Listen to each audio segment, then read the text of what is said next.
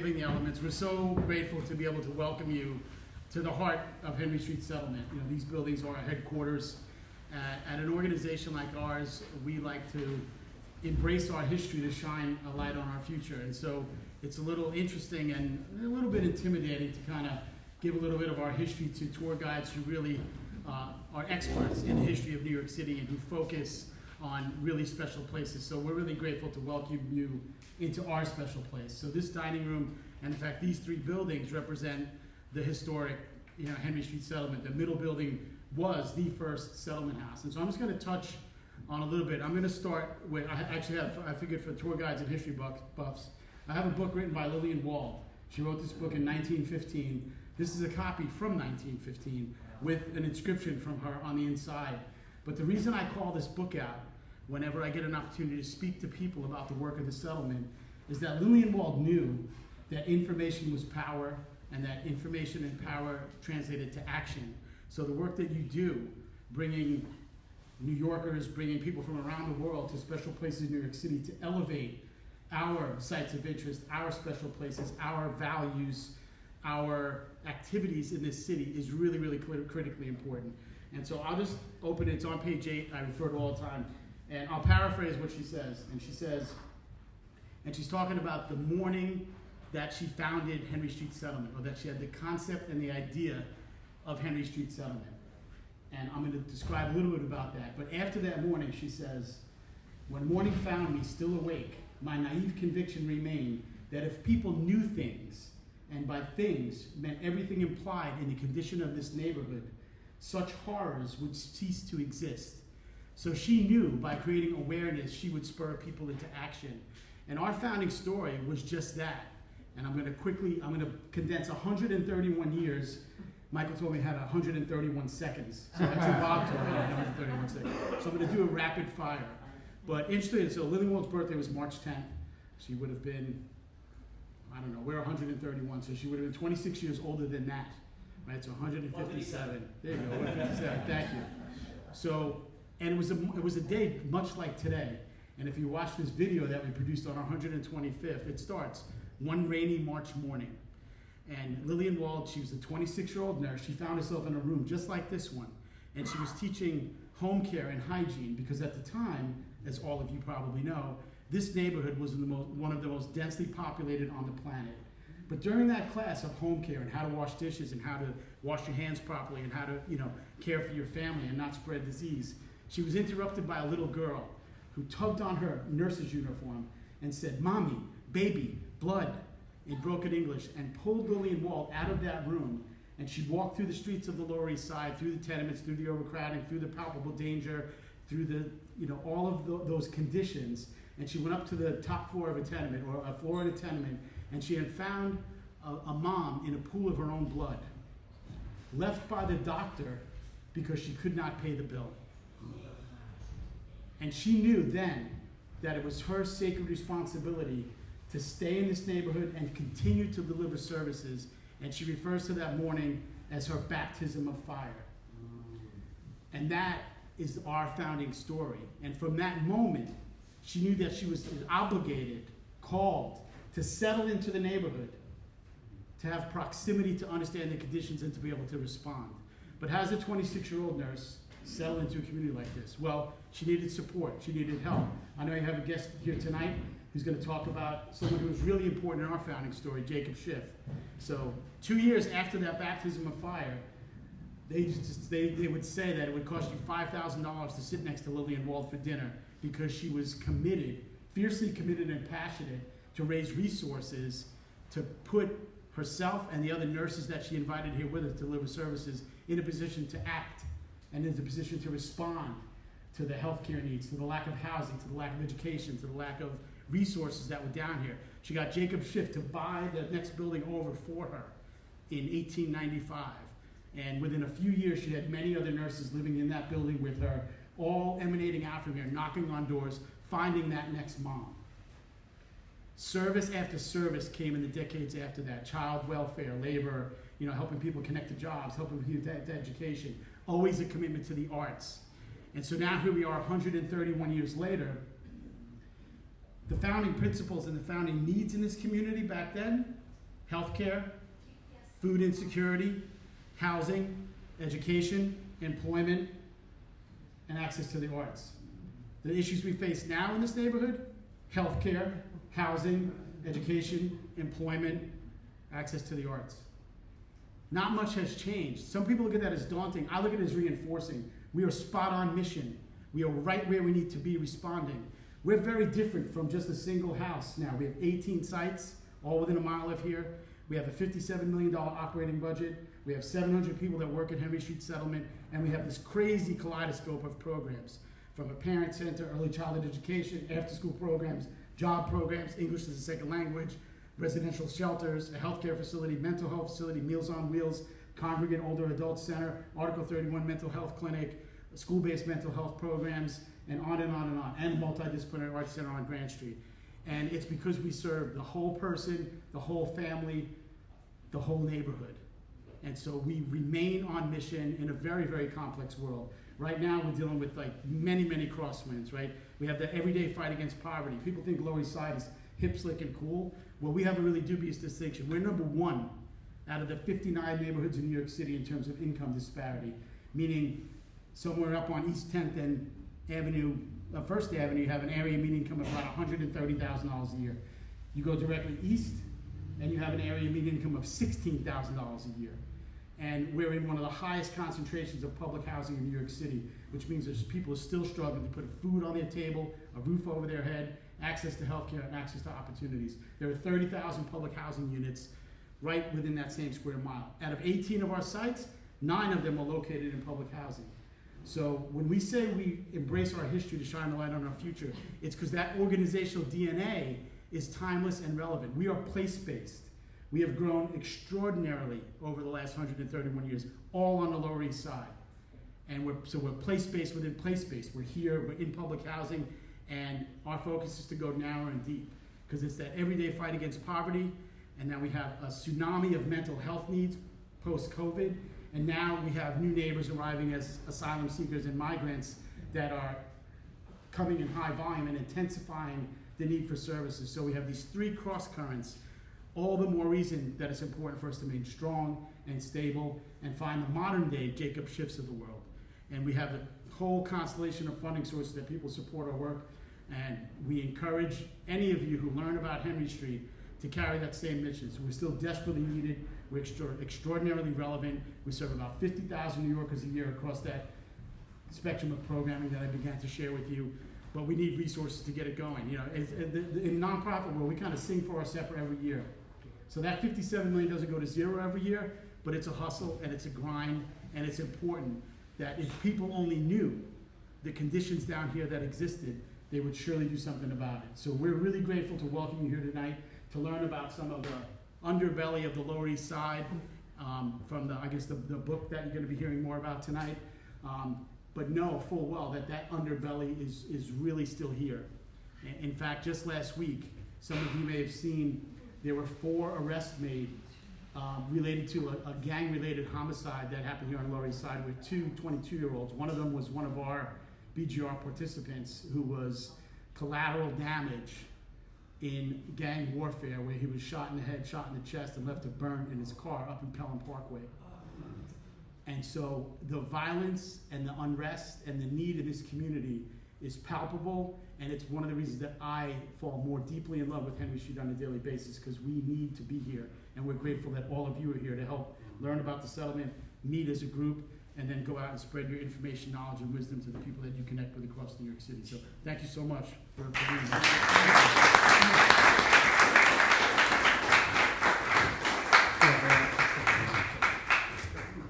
Thank you. Great. Thank you, David. Appreciate that.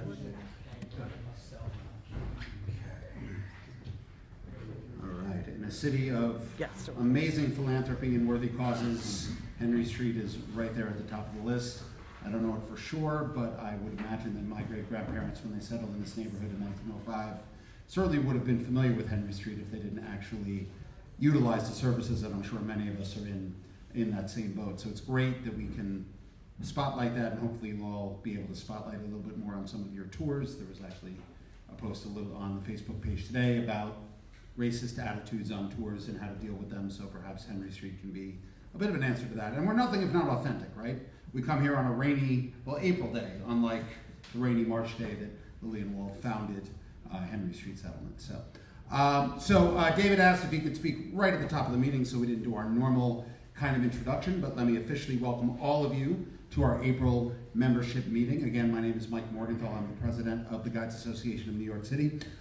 We just have a couple of quick rules of the road before we get started. As I said at the start, please silence your cell phones out of respect to the speakers and everybody else in the audience. We have 3 different levels of people who are here with us today, although I'd imagine we probably don't have a lot of outside non-member visitors. But if you do have a red badge, if you were given a red badge when you came in, you're a guest. We're really happy to have you here. You can do everything here at the meeting, except you can't ask any questions of the speakers or speak audibly during the meeting, but we're happy to chat after the meeting about anything GANYC or tour guide related. If you have a blue badge, you're a provisional member of GANYC. You have every right of every member. The only thing is you cannot vote, and we don't anticipate having any votes tonight. And if you have a green badge, you are a full 100% member and can do everything, including voting. Last but not least, if you do have a question for me or for any of the other speakers, please raise your hand, stand up when you are called on, and identify yourself so that everybody knows who you are. Now, before we move along, I have a call for any new business and approval of the agenda. Is there anything anybody would like to add to tonight's agenda? Okay, great. So we've already met David, and many of you took the tour this morning, this afternoon with Barbara, who's kind of hiding out in the back there, but that's Barbara over there. So thank you so much for having us, Barbara. She's the VP of Marketing and Communications for Henry Street Settlement. So we'll launch into the President's Report. So today, notwithstanding, it's great to see the weather changing and so many guides out in the field. I did a Chinatown tour on Saturday, and I crossed paths with at least 6 or 7 other tours while that was going on. Not all of them GANYC, but that's okay. But while tours have been busy since we bounced back from COVID, it seems like the revenge tourism that has kind of been stoking the fires of visitors roaring back to New York City over the last 2 years is slowly starting to slow down. That was one of the key takeaways from the NYC Tourism and Conventions annual meeting, which took place last month, and Harvey Davidson and I represented GANYC at the meeting, although there were several other GANYC members in attendance as well. And I just wanted to share a couple of the overview highlights from the discussion there. So according to the statistics that they offered at the meeting, overall visitor growth for New York City for 2024 is expected to expand just 1.7% in this calendar year. That is down from 6.8% in 2023, and the number for 2022 was even higher than that because in 2021 and 2020, nobody was coming. In 2025, it's expected to bounce back to 3.7% growth. So it's a little bit of a dip and then come back, and if those numbers stay true, by the end of 2025, we will have hit, New York City will have the same number of visitors as 2019, pre-COVID. So believe it or not, that's actually what the projections were when they first started talking, when we first started having meetings with NYCTC back during the pandemic, which is pretty remarkable. Just speaking for domestic visitors, this year we're expecting 51.5 million, and when I say I mean New York City, 51.5 million domestic visitors in 2024. That number is going to go up to 53.4 million for 2025, which again matches the number from 2019. This past year there were 50.5 million domestic visitors. One thing they really emphasized was the slow travel trend, and one of the survey points that they threw up on a PowerPoint was that 37% of expected travelers from the US, this is not just to New York but everywhere, plan to work remotely for at least 1 week in 2024. 23% of those saying in US locations and 14% overseas. So what does that mean? People are coming here, they're going to do their digital work, and then they're going to want to explore New York City. So it's a great opportunity to perhaps market your tours to another avenue in that way, people who are really willing to stay here for multiple weeks and really get to know the city as only tour guides can show them. So, but it's not all bad news. And by the way, 2% growth is not bad news. It's just a slight slowdown. But 2024 is expected to be a great year for international inbound visitors to New York City. This sector was the slowest of the leisure travel markets to come back for obvious reasons, various travel restrictions and things like that. There wasn't an overall number for international visitors, but I just want to break down some of the countries that they talked about because it's pretty exciting. For this coming year, NYCTC is projecting a 33% increase in visitors from Australia.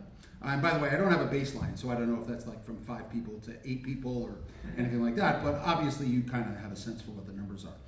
56% increase in visitors from Japan, and a whopping 116% increase in visitors from China in 2024. So if you haven't taken those Mandarin lessons, now's the time. Growth from South America is also expected to be strong, 24.2% from Chile, growth from 2023 to 24. 19.6% increase from Colombia, 17.5% increase from Peru, and 16.9% from Brazil. Europe will also be a strong market. Visitors from the UK are expected to grow by 16%, Spain 13%, France 8.5%, Germany 6.9%, and Italy 4.3%. There will not be a test on this, by the way, just in case you were wondering. So why do I point all that out? Well, I'm sure a lot of us know that COVID was particularly difficult on multilingual guides because the international travel was the last to come back. And has lagged behind the domestic travel in recovery. So we're excited that our multilingual members can expect a big year in 2024. By the way, we are still looking for someone to take over as chair of the Multilingual Guides Committee. With this kind of growth projected, having a vital multilingual guides committee is something that's more important than ever, and of course that is the roots of GANYC 50 plus years ago. So if you are interested or know someone who's interested in taking over this committee, which has been somewhat dormant the last few years, just shoot an email to board@ganyc.org and we can start talking about the process. A couple other quick trends that they mentioned. While domestic leisure travel could be challenged by the slowing economy and a softening labor market, travel will continue to be a priority among U.S. consumers, especially at the high end of the market. It's also anticipated there will be a reversal of what they call the outbound overseas surge, where since COVID, many Americans, especially wealthy Americans, have been just traveling overseas as much as possible to make up for the time lost from COVID. Now it's anticipated that a lot of those will start focusing on domestic travel instead. The other thing that was mentioned was business travel, conventions and things like that, is going to have to fight headwinds of slowing profits and stalled investments. But businesses are remembering the value of in-person meetings, so the convention business is starting to really bounce back. And there's lots of room to recover in the business space as well. So if you cater to kind of a corporate clientele, I think the outlook is somewhat rosy as well. If you want a deeper dive into the outlook from NYCTC, I will post a link to the Facebook page tonight that has their annual report from 2023. Even if you've never participated in anything from NYCTC, they are our destination marketing organization. It's a great way to kind of get yourself a little bit more knowledgeable about the overall trends in tourism here in New York City. Speaking of NYCTC, some of you might have seen, but today it was announced that the CEO of NYCTC, Fred Dixon, who was with us at our gala a couple of weeks ago and made a wonderful speech about GANYC and the value of tour guides, he's actually resigning. He's going to become the new CEO of Brand USA, which is the DMO for all of the United States. So basically, all the great stuff that he's done in New York, he's going to extend that to everywhere across the United States. Fred's been president and CEO of NYCTC for 10 years. And while GANYC has sometimes enjoyed a love-hate relationship with NYCTC, I will say that in my dealings with Fred, he's always spoken very highly about tour guides' value to tourism in New York City and always pressed for us to have a seat at the table. So he will certainly be missed. While the search is underway for a new CEO, the current CMO, Chief Marketing Officer, Nancy Mamana, is going to serve as the interim CEO. And Harvey knows Nancy well. I've met her a few times. We have a good relationship with her. I will tell you that new leadership, though, can mean new opportunities, and will continue to advocate for tour guides with NYCTC at every chance that we get. A couple of other quick reminders. As most of you hopefully know by now, March 31st was when all of our licenses expired. So if you have not already renewed your license, you are overdue, and you should do it as soon as possible, because to be a GANYC member, you have to have a valid New York City Sightseeing Guides license. And an email went out, I guess it was last week, with instructions on how to upload the image of your updated guides license to our Wild Apricot site, and that's really important to do so we can make sure that all of our members are indeed licensed tour guides. So please do that as quickly as possible. I'm sure many of you have seen several Facebook posts that have gone out in the last couple of weeks from Jeremy Wilcox and others asking for your help, members' help with various committees. No doubt, GANYC needs your help as much as possible, but the organization, the association, we haven't always made it easy for people to join our committees and find out what our committees are all about. So I will tell you that now that the renewal period for GANYC membership and the 50th anniversary party are kind of in our rearview mirror, I'm going to try to push the executive board, and there's certainly a desire amongst the members of the board to turn its attention to increasing member engagement in GANYC events and committees. And one thing we've already talked about is reviving the committee convention, or Committee Con, which was back in 2022. Some people are very happy about that, which is great. I was not there, but I heard it was a great event. And this helps to introduce members, new and more veteran, to what the different committees do, what their needs are in terms of volunteers and things like that. We don't have a date, we don't have a location yet, but I would imagine that by the fall we'll probably have an event put together for everybody to check out. And then last but not least, Patrick Casey, who's the Government Relations Chair. Well, you know what, I'll save that because I think I'm going to read Patrick's remarks because he was unable to make it tonight. So I'll include that a little bit when I read the Government Relations report. Last thing I'll mention, you might have seen a few Facebook posts about this, but April 12th is the Panorama Challenge, which, if you're unfamiliar with this, is this great trivia contest at the Queen's Museum over the panorama. We are lucky enough that we have several GANYC members involved.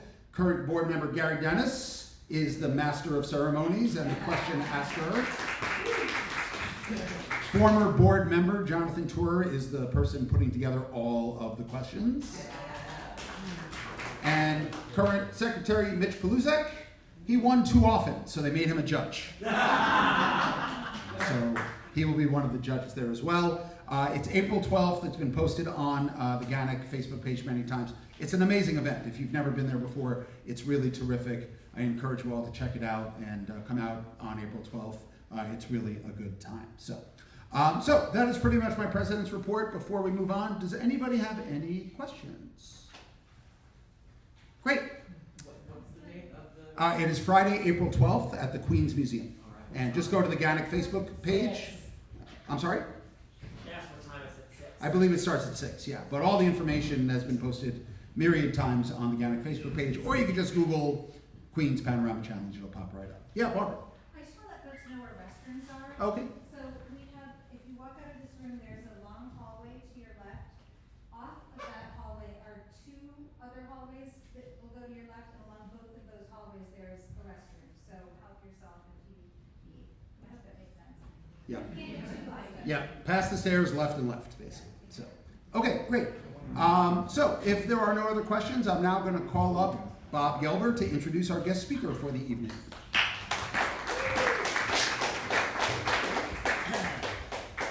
So, welcome everyone. I'm happy to see so many people here on this lovely evening. So, I'm going to get right to the point. Our guest speaker is Dan Slater, author of Wolf Boys, which was the Chicago Public Library Best Book of the Year, and Love in the Time of Algorithms. His next book, the subject of tonight's talk, is The Incorruptibles, a true story of kingpins, crime busters, and the birth of the American Underworld, which comes out through Little Brown on July 16th. He's a graduate of Colgate University, New York Film Academy, and Brooklyn Law School. As he said earlier this evening to me, he was a lawyer for about 2 minutes. Dan has written for more than a dozen publications, including the Wall Street Journal, Washington Post, New York Times. He was raised in Minnesota, and he lives in New England with his wife and 2 sons. So please welcome Dan Slater.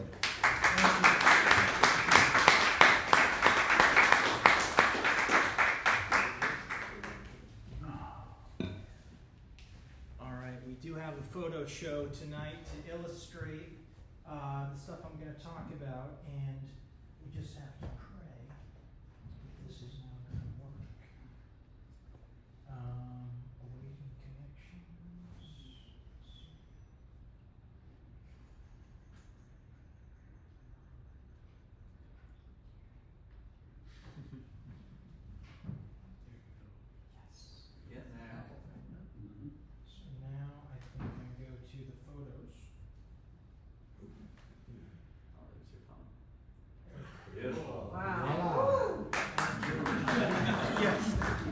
like Lillian Wall did it.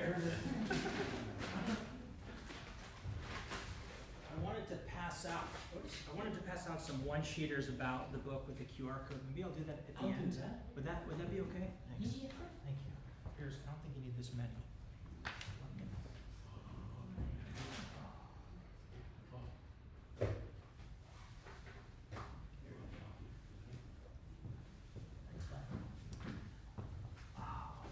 Can I just shift this a bit so I can see? Let me just make sure that you can see. Yeah, or all maybe I screen. can move this back.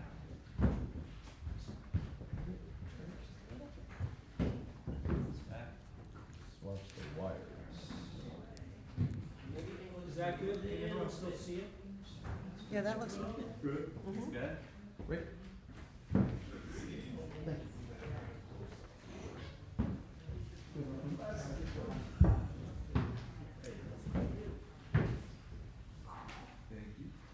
Thank you for having me tonight. It's such an honor to be here. Normally, as an author, you wouldn't get out there 3 months before your book is going to come out to talk about a book that's not yet available to buy. Raise the microphone. Is that good? Yes. Yeah. What about that? Let's turn it up one little. Testing. Is that good? Is that good? Yeah. Okay. Put it to 11. The reason that I have this opportunity, and I want to give a brief shout out to my book agent, whose name is Farley Chase. He unfortunately cannot be here tonight, but he is the reason that that we are here and that I am here. When I first brought this project to Farley about 6 years ago, he had not had a lot of reason to think about the history of the Lower East Side, even though he did live and work here, and he has lived and worked here for a long time.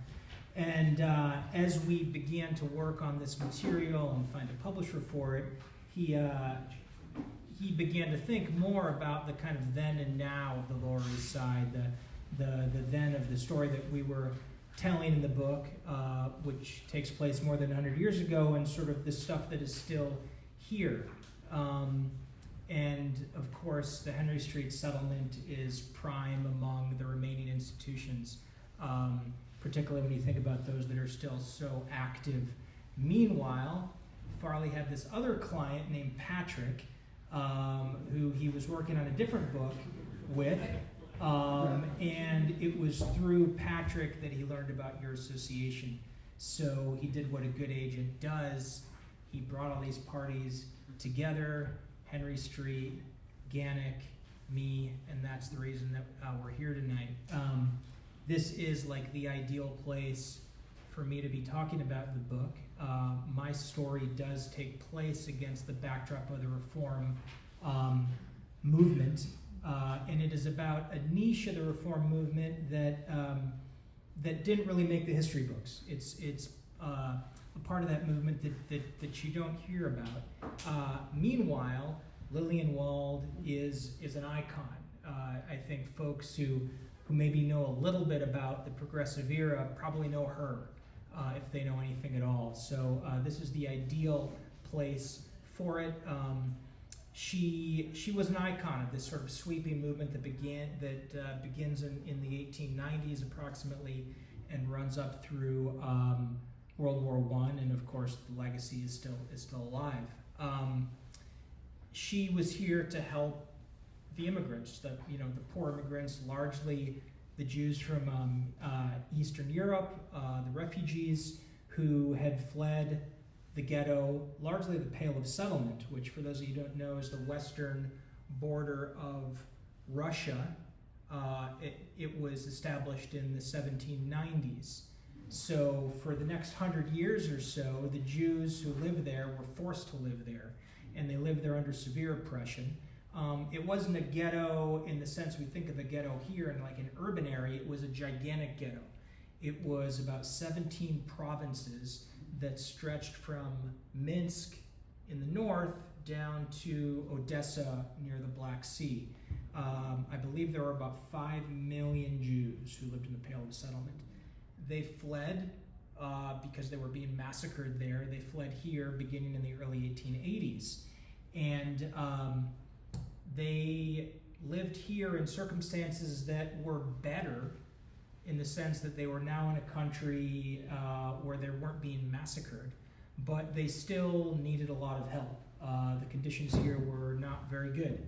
There were no labor laws. There was no child labor laws. There were no regulations in the factory.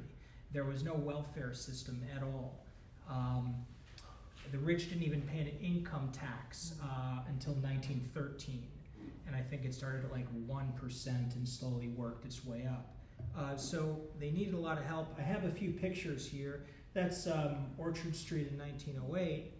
And these are children that you would see if you were walking through the neighborhood. You'd see people who didn't have shoes. You'd see, people eating a knish, people digging food out of a garbage can. These were the kids who lived here. Apple-bombed fish. Here they are on a bonfire. They're learning their numbers on a wall, and they're sleeping outside. This was a common sight. Those of you who took the tour here earlier, we were looking at Lilienwald's office, and there was almost like a porch that was allocated for sleeping in summer. Well, that was obviously a privileged place if you had your own porch, but a lot of people just went out and slept on the stoop. Here's a bread line. Here's another bread line. These were the charities. These were in addition to what she was doing here with the visiting nurse program and everything else, there were countless institutions that were serving the poor, not just the settlement houses, but food, clothing, coal. It went on and on. And the programs were effective, but they also required a lot of money. And again, this was a time before there was a welfare, before there was any welfare. So the people who supplied that money were the wealthy folks uptown. And one of the dynamics at the time that made the city very interesting was that uptown you had the greatest concentration of wealth in history, living just a couple miles away from the greatest concentration of poverty in history. So I put a couple photos side by side here. So you can see like uptown, well here's a matzah giveaway, that's another charitable thing. Here's a Salvation Army, they did employment services. Here's a line outside the Salvation Army, people waiting to get jobs. But here uptown, you have these posh women in the sort of the classic hats of the time. The hats were the sort of the distinctive thing. I mean, people don't wear hats like that anymore. It looks like there's like a centerpiece on her head. And then, downtown, you have the Eastern European Jews carrying their piecework home. Uptown, you have the kids playing with their pails around Central Park, and downtown, you have kids without any pants. Uptown, kids with a bicycle in the park. Downtown, kids on a trike looking like they haven't taken a bath in a long time. Uptown, you have a cop helping kids cross the street. And downtown, you have cops taking kids to prison or off to jail for trying to pick pockets. So the disparity was huge. There were no labor laws. There was no minimum wage. And there were a lot of young women, a lot of teenagers, a lot of were sort of organized into labor unions. Here you have sort of, you get a sense, abolish slavery, child slavery. Here's a bunch of union folks meeting in Yiddish theater. Here's women, I believe these are garment workers walking the streets. Here they're being sort of inducted into the garment unions. So it was only natural that the uptowners would feel a sense of responsibility to these folks because, for one thing, it was really the immigrant labor that supplied a lot of their wealth. And so the folks uptown who felt the largest obligation were the German Jews. These folks had come here about a generation or two earlier than the Eastern European Jews, and they'd come from a different background in Western Europe. They weren't coming from a free country, they weren't coming from a country free of anti-Semitism by any means, but there had been a Jewish enlightenment in Western Europe that had never reached, Russia. So when they came here in the 1840s, they flourished within about a generation, and they owned a lot of the banks on Wall Street. They ran about half the banks on Wall Street.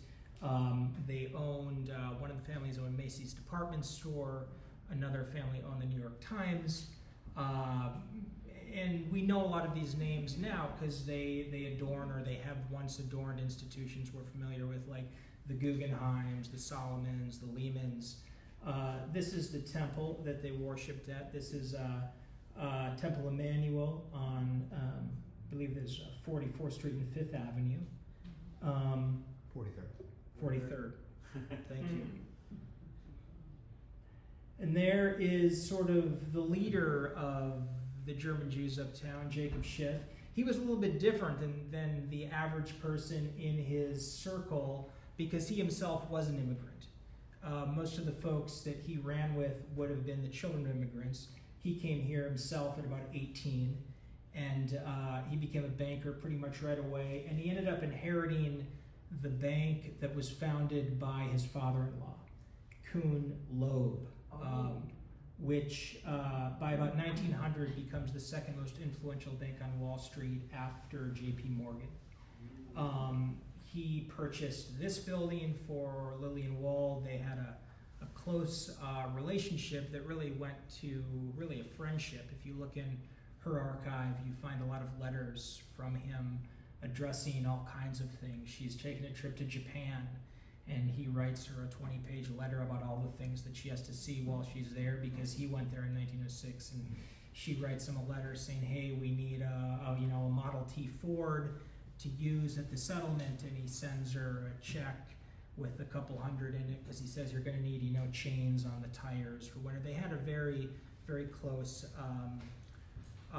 relationship. So it was with the money of the uptowners and the devotion and commitment of visionaries like Lillian Wald that really established the settlement houses. There was the university settlement on Eldred Street. There was the college settlement on Rivington Street. There was the Education Alliance on East Broadway, and there were a ton of programs. I mean, it's really amazing. There were orphanages. There were reformatories. They were constantly getting ideas from other parts of the world. They would go to France and say, oh, there's a public milk dispensary to fight the typhoid problem. So one of the German Jewish uptowners came back here and established these public milk dispensaries. That's the Times building there. That's a bit later. That's in now we're in World War I, hence the victory sign above. But here's a milk truck. Nathan Strauss was one of the uptowners. He was a son of the family that owned Macy's, and he didn't really want to have much to do with running Macy's, so he used the family money to do a bunch of things. But really, his main legacy was the pasteurized milk program, which apparently cut the mortality rate in half in the orphanages. Here's what a dispensary looked like. You could walk in. Sometimes the bottles were free. Sometimes you paid a penny. Here's an orphanage.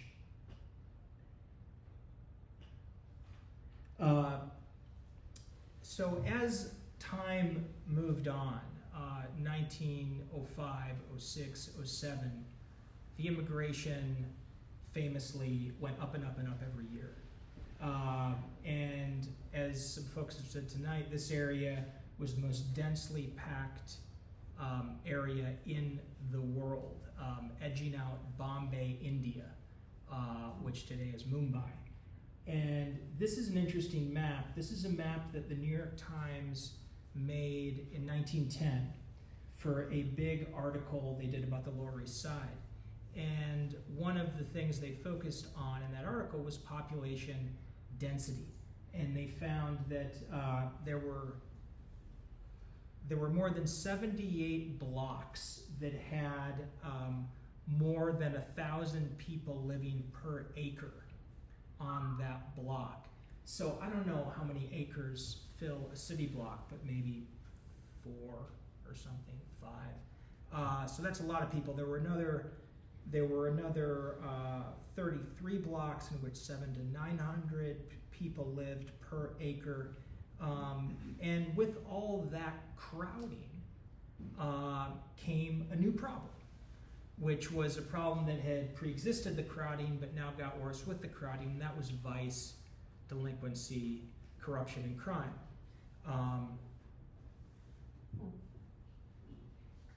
Here you have more folks sleeping outside,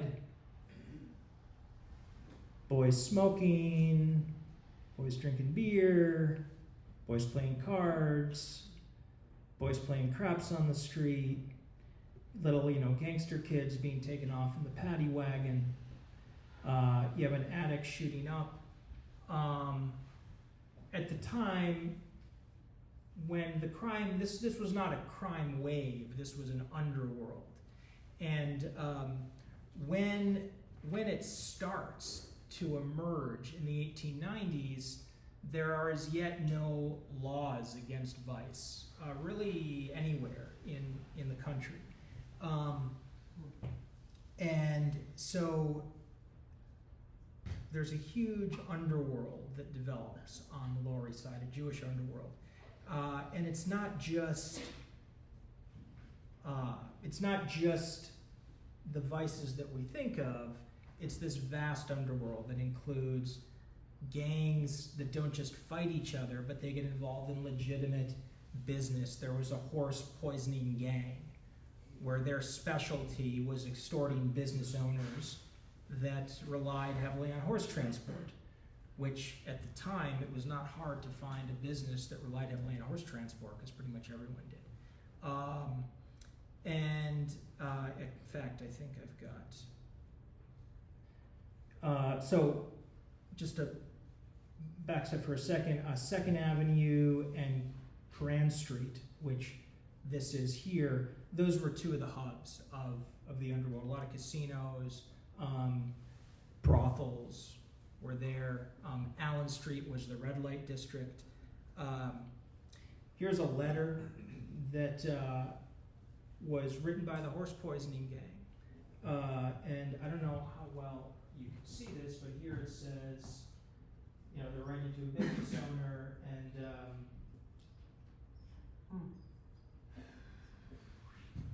if you fail to do as we ask you, we will poison your horses.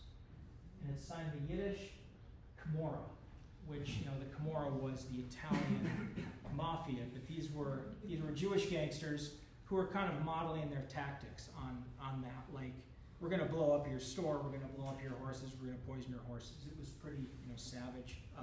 Here was, you saw this everywhere. There was a whole horse removal industry that would have to pull, horses off the street. And another way that the crime spread into areas that you wouldn't necessarily think is into the movie theaters. The movies began in this neighborhood. The original founders of the film industry were Eastern European Jewish immigrants. And the biggest concentration of theaters was here. And if you read histories of the film industry, one of the facts you come across is that the people who founded the original film industry had a lot of trouble raising money. And one of the reasons that they had trouble raising money is because a lot of the uptowners believed that movies were a passing, fad, and it wasn't going to go anywhere. But another reason, which you don't hear about as much, is that the theaters themselves were sites of a lot of depravity. There was a lot of prostitution in theaters. So that's another aspect of it. And this is just what an early movie theater looked like. Here's another one where they have the titles of the films in Yiddish there, and people selling peanuts outside.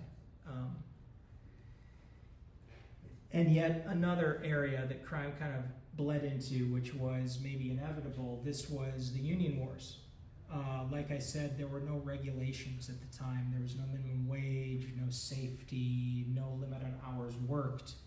So a lot of those disagreements were fought in the streets, and the unions would hire their thugs, the manufacturers would hire their thugs, and if you were a manufacturer, you had a choice. You could either cave to the demands of the union or hire an army yourself. There were all kinds of secret, they call them detective services, but it was really like an army that you could hire with your private money. And here was a garment manufacturer who got sideways with the union, and he wound up dead in his factory.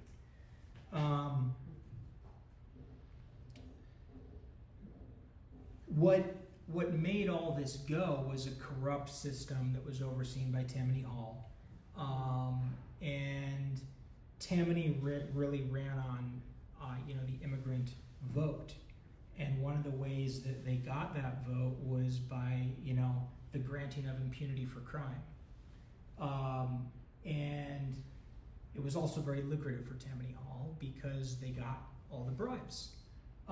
So this is the criminal courts where cases were bought and sold. That's the Bridge of Sighs that goes from the courthouse into the Tombs jail.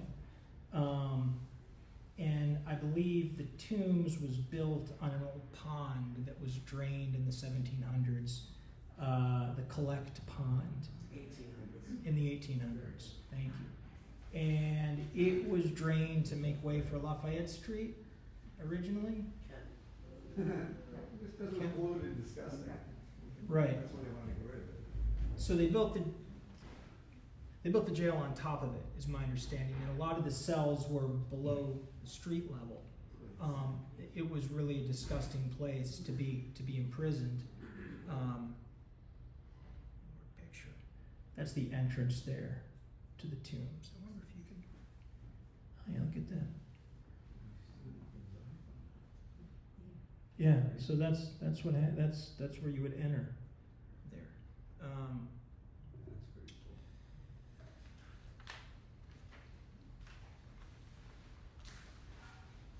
So as the East Side ghetto got larger and larger, along with its reputation for vice, there was a big backlash from mainstream America in a way that's perhaps recognizable today. And the nativists saw the immigrants as a threat to their vision of the future of the country as an America for Americans. And the nativists wanted to pass a law that would shut the borders down, which they began to advocate for in the 1890s. And by the first decade of the 1900s, that voice got louder and louder. They also wanted eugenics to play a role in deciding who could have a kid and who couldn't have a kid. And if you were part of that, if you believed in those policies, then Jewish vice on the Lower East Side of New York was a wonderful validation for you. And what was crazy to me to find out is that in 1908, the NYPD commission, this just kind of shows you that this was not a minority view. The commissioner of the NYPD, a guy named Theodore Bingham, he wrote an article in a popular magazine called the North American Review. And this was a magazine that had been founded about a decade earlier by sort of the nativists. And in the article, he blamed the crime problem in New York City on Russian Hebrews.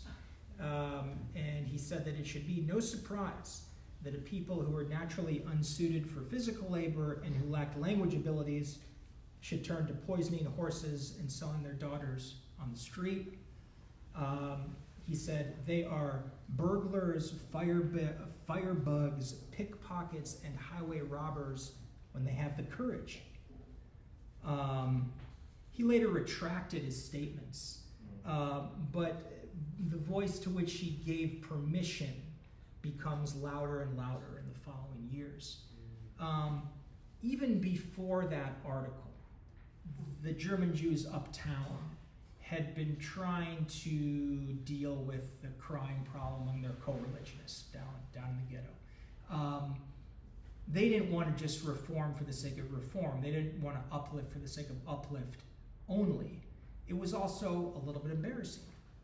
And it was a problem because there were a lot of people who wanted to shut the borders down.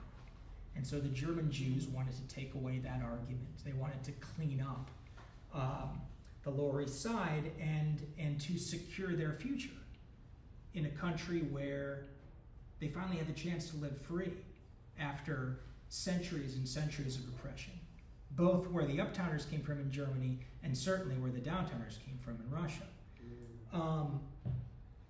So over the course of that decade, from 1900 and 1910, they had experimented with different ways to deal with the crime problem. Different methods of suppressing vice. And most of those methods really just entailed gathering information. At the time, there was like and maybe like we recognize this today too, there was this enormous faith in science and scientific methods, and this idea that if you could just gather enough, information about a problem, then you could solve the problem. So they would hire these researchers to go into the ghetto and try to gather information about prostitution. Find out why were these women becoming prostitutes and what can we do to lessen the conditions. There were a lot of people, a lot of institutions that were doing this. In fact, I was looking through the Lillian Wald archive. There are two Lillian Wald archives. One is at the New York Public Library and one is at Columbia. And the Columbia one is super interesting because it has a lot of stuff about the underworld. And because she had the visiting nurse program, which I believe they were visiting, I read like maybe 100,000 people a year. Is that right, Barbara? It was a gigantic number. They were getting access to people's home, to people's sort of intimate health-related information. So they were kind of oddly, they were ideally placed to gather information about prostitution. And there's a bunch of writing in her archive about prostitutes and the sort of the circumstances around that. I can read one. They're all kind of similar, which is interesting. Bessie Lester on 173 Christie Street, a Jewess, about 23 years old.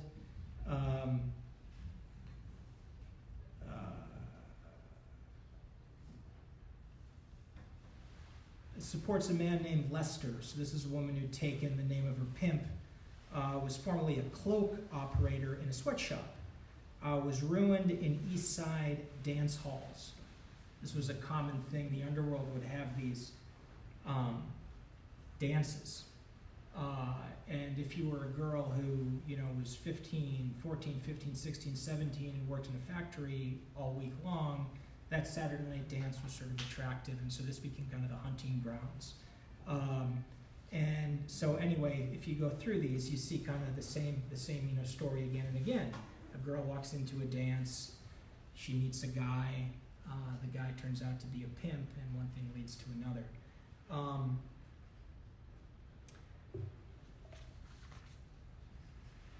So the methods of gathering information like this, suffice it to say, it didn't really accomplish much. And when the uptowners made their first attempts to suppress the underworld in the early 1900s, they ran into another problem. They learned that all this vice in the city existed because people wanted it, because people paid money for it. And in the sort of the first half of that decade, there was even a pride New Yorkers had about it. Like, it was almost like a contrarian thing. Like, yeah, you say we're depraved urbanites and whatever. Yeah, if you want to have a good time, come to New York. So it's hard to suppress these underworld industries when there's money and demand for them.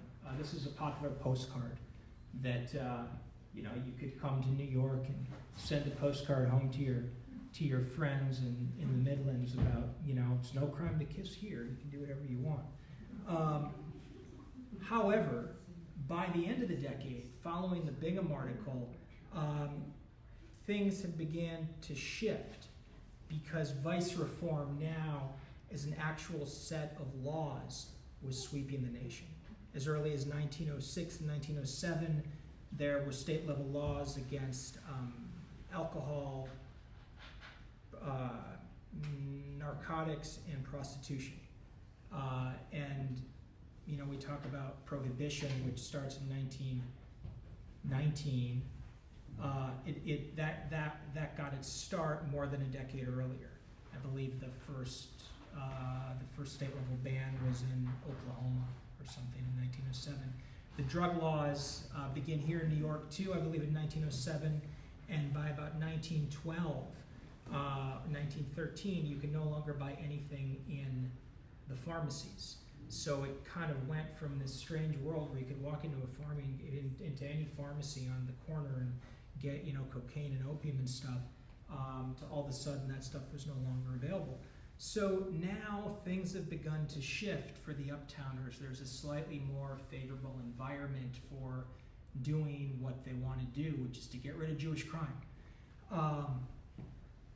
And it was in the summer of 1912 where the opportunity to really do something more presented itself.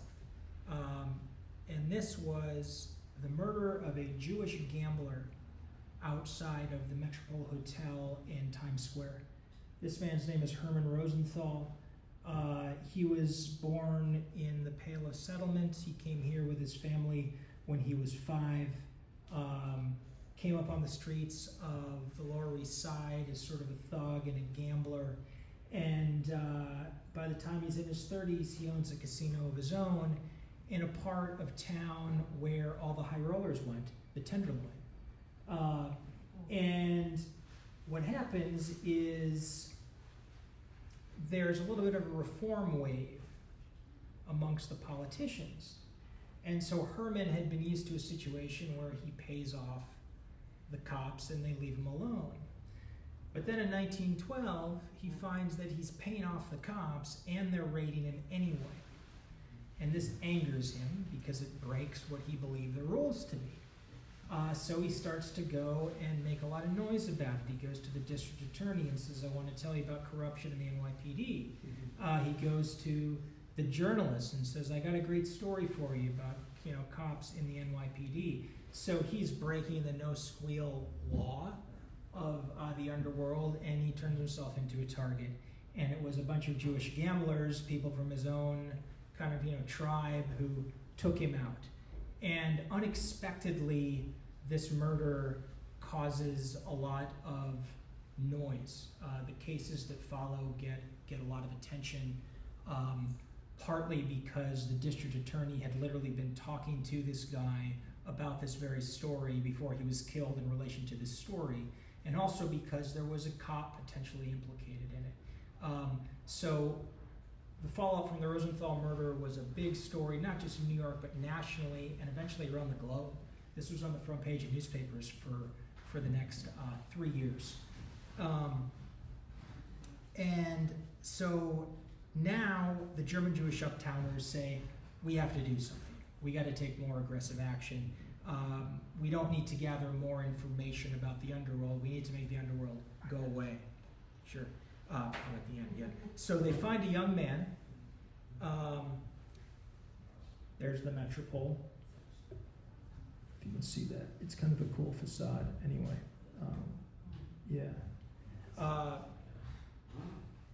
Part of I'm talking about the Lower East Side. Part of my book takes place in other areas of the city too. Here's Jacob Schiff in 1912. Here's Abe Schoenfeld when he's 17. He's sort of the main figure in my book. He was the son of a reformer.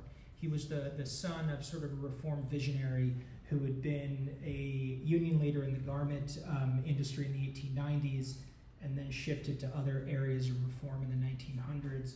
Abe was raised in that environment. He actually dropped out of high school after his freshman year because the principal advised him to.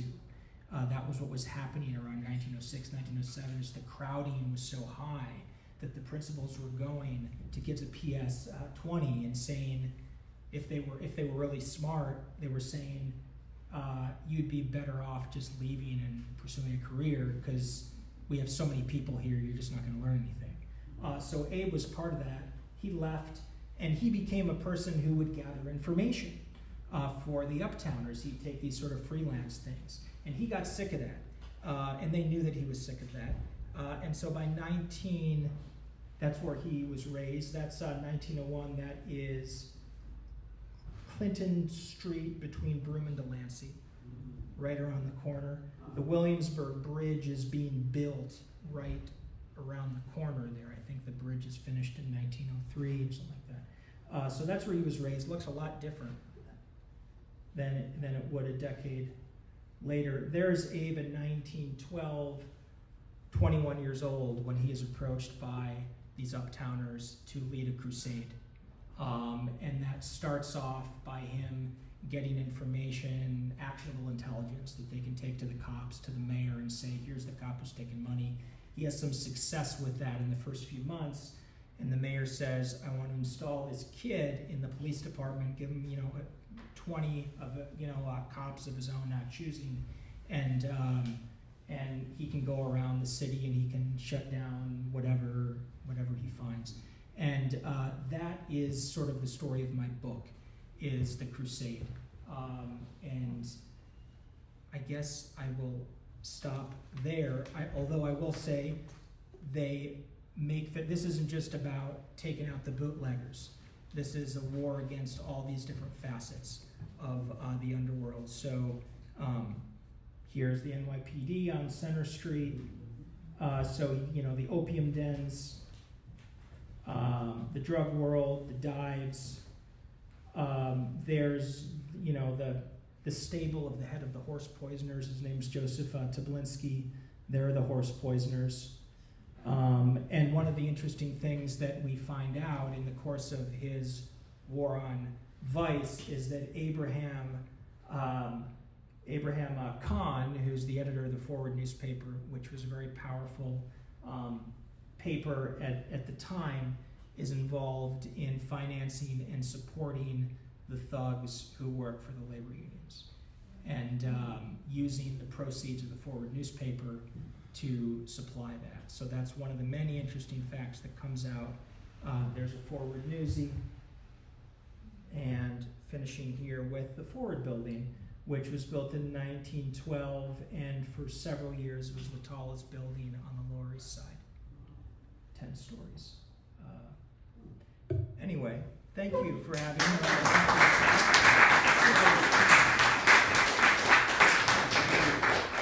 We have time for a few questions. If anybody has questions, remember, stand up when we call on you and identify yourself. Jared in the back. Hi, I'm Jared. Hey, Jared. So it seems like 1950 or so was a big turning point for Jews. They're able to go to Ivy League schools and graduate from Stuyvesant High School or whatever. But I don't hear a lot about Jewish gangsters much nowadays. I mean, was immigration being cut off in 1924 a benefit for Jews to assimilate, or was it the Lillian Walls and the Guggenheims and the Strausses, or both? Well, I think so. It shows that the concerns that the German Jewish Uptowners had were real, right? Because eventually the country does decide to shut down the borders in 1924, and the borders stay shut for 40 years. And by then, a lot of the downtowners were going to Ivy League schools. I mean, they did, as you say, after 1915, there was a lot of enrollment at Columbia and NYU, and that's where affirmative action begins. The quota laws originated as a way to keep them out of those schools. I'm not sure if that answers your question, but I think that we don't hear about. I think after the death of Arnold Rothstein in 1928, he's another big figure in the story that I'm telling. After that, it really gets passed on to the Italians. And I think today, when people think of you know, when people think of organized crime today, they don't imagine an Arnold Rothstein. They don't imagine Russian Jewish horse poisoners on the Lower East Side. But this is where organized vice begins. Yeah. Gary. Hi, Gary. Gary. You just made me think of something. Santa. That, well, one I wanted to ask you about Bingham. Was Bingham Tammany Hall connected? Was one thing. He was the one, I believe, who announced to the press that Joe Petrosino was on his way to Sicily to get evidence on Giuseppe Morello and his brother-in-law. So that's one thing. Yeah. Number two, what you just said also is so true, is that when I do organized crime tours, people always say Jews were involved.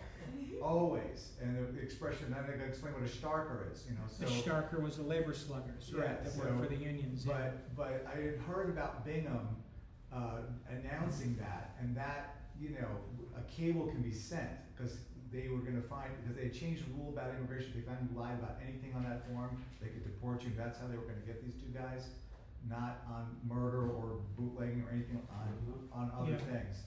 And also, what affected the newly arrived Eastern European Jews, the unwashed, the you know, what did that have in terms of the development of Harlem as a center for Jewish life, particularly German Jewish life?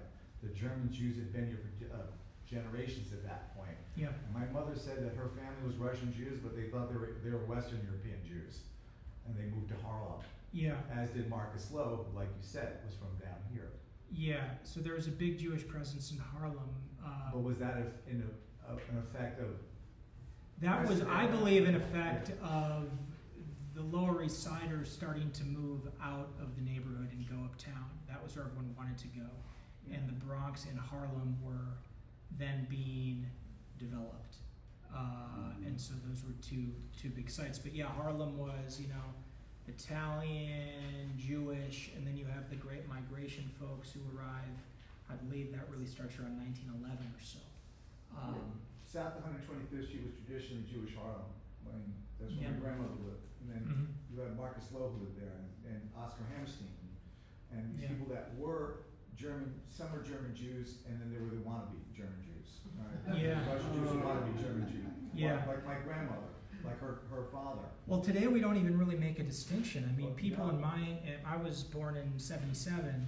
I had never heard of a distinction between Russian Jews and German Jews. It just, and that's a testament, I think, to. I think that's what's her name's poem is about, you know, an admonishment. What's her name? The woman who wrote Emma Lazarus' poem is an admonishment of her father's generation, turning her back on the newly arrived. They were like, ooh, they're going to make it rough on us. You know? So that's. But the thing about Bingham is what so as far as Bingham goes, and I don't want to take up too much time here, but I do have a letter that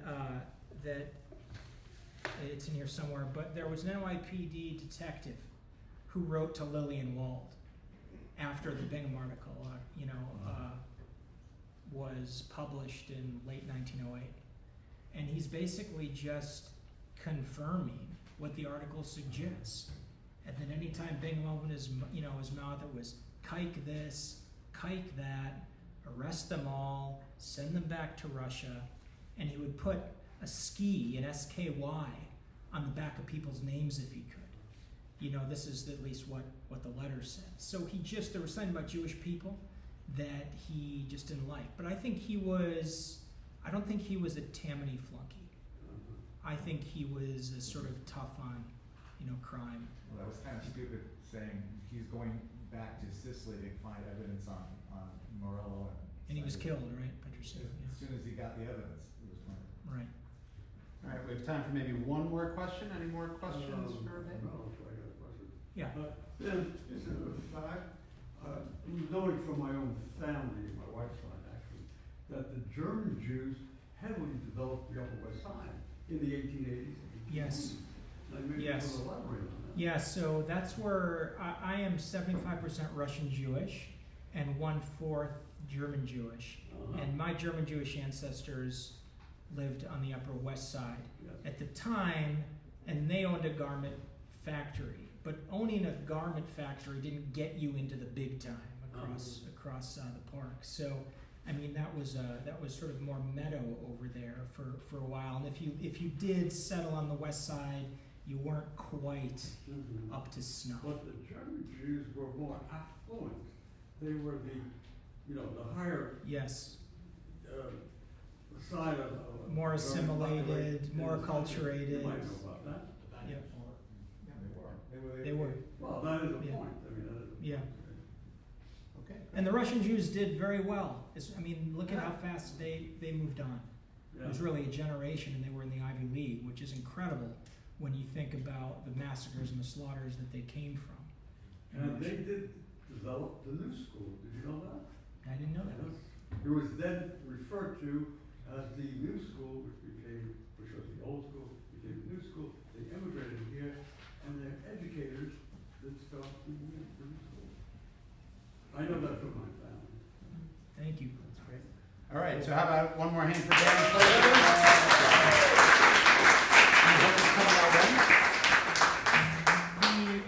The Incorruptibles comes out July 16. It's available.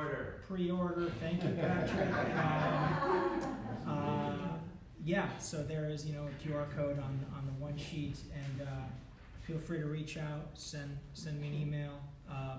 But honestly, such a privilege to be here tonight and to speak to fellow New York enthusiasts. Thank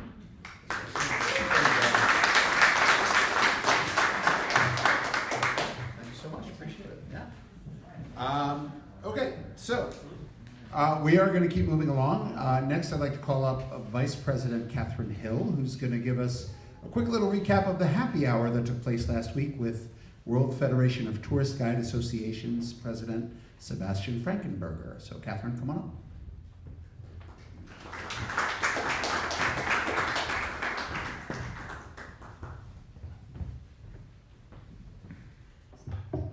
Thank you.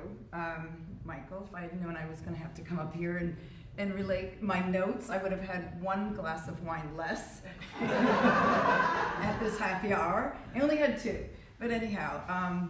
So yes, last week, GANYC members gathered together at Faces and Nations in Midtown and met with Sebastian Frankenberger, the new president of the WFTGA. And for those of you who don't know, the WFTGA is the World Federation of Tourist Guide Associations. But I also want to thank Emma Guest Gonzalez for organizing this meetup. Also, Emma is the WFTGA area representative of North America, as well as the Caribbean and Oceania. So she coordinated this. A number of people came to the event. Anybody else who was there? Okay, so Emma, please, or anybody else, please chime in if I've missed anything. But Sebastian, being a new president, was really passionate, very excited. There was a really great congenial vibe between us, and we really got into discussing his goals, and he was really happy to discuss his goals. So I'm just going to elaborate just on a few of them. And again, Emma, if I miss something, please, take over here. Well, one of the things is that he felt, just coming out of the recent WFTGA conference in Sicily, that conferences should be really organized by the WFTGA, and that the host country should be involved more in organizing the pre and the post tours. So that was something he felt strongly about. As well as in these conferences, to have more workshops and talks that are more tour guide related to education, as well as best practices. So that would be involved in, those discussions. And to the note of best practices, he also felt very strongly about the WFTGA, it's hard to say, establishing international standards. We've all been talking, it's become like a more hot topic lately, talking about standards for tour guiding. We have a high standard for tour guiding, but we also see out there in the streets that, perhaps we could all, use a little refresher, but he was thinking in terms of worldwide, not just copying the standards of, European tour guiding, but establishing, international standards. Let's see. about it. Emma, have I missed anything? Come on up. Yeah, well, one thing I just wanted to say was, it was really fun, it was great, it was a great event, I'm Emma, hi. If you're gonna talk to them. One thing that was really gratifying to hear was how he kept saying how great GANYC is, and he was just like, you guys, GANYC is sort of the model for the way guides associations should be run, the things that we offer, the things that we do, exactly. So it was really, that was very gratifying to hear that. And also that he's really open to ideas. And as, you know, your WFTGA rep for North America and sort of in charge of being in contact with all the different guides associations, not just us, but other ones as well, he really wants to hear, you know, through me, what you all see as should be done in a sort of a larger global international way. And one thing that he wants me and other people who've attended WFTGA conferences to help emphasize and to help communicate is the importance of being part of this bigger global family. That for us, we may think, well, we're fine, we don't need this, we don't need WFTGA, and I've heard plenty of people say that. But the idea to keep in mind that you may have really well organized guides associations like us, but you've got other places like, you know, there's a guy there from Uzbekistan who's trying to make an Uzbekistan Guides Association. There are guides associations I'm in contact with now, one in Ethiopia, and he's trying to make a national association for Ethiopia, for Ethiopian guides. And so sharing knowledge and sharing our ideas and sharing ways to work together makes us all stronger guides, not just locally, but internationally. Yeah, no, definitely. It's very. And then the twinning. Yeah. So, and then he kept looking at me because I'm on the board, and he said, you know, GANYC really should put a bid in for 2028 for New York City. So he said that a few times.